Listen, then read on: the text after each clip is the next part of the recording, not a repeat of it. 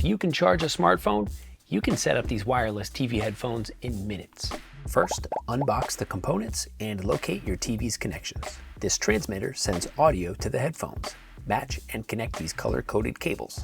The other ends connect to your TV, USB for power, and the other cable supplies audio. Now, charge up the headphones. Use the transmitter and included cable or any standard charger you already have. Simply plug them back in whenever you want to recharge.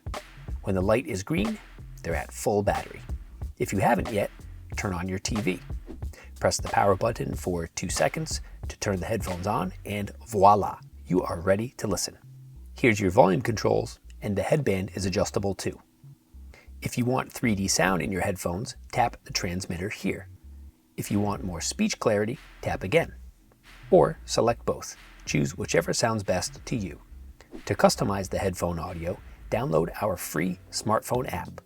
Hold the power button until it blinks, pair them in your Bluetooth menu, and open the app.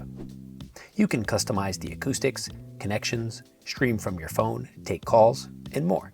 Use this button to toggle hearing enhancements on or off. The transmitter is customizable too. Connect your phone to it by holding the 2 buttons until it blinks green.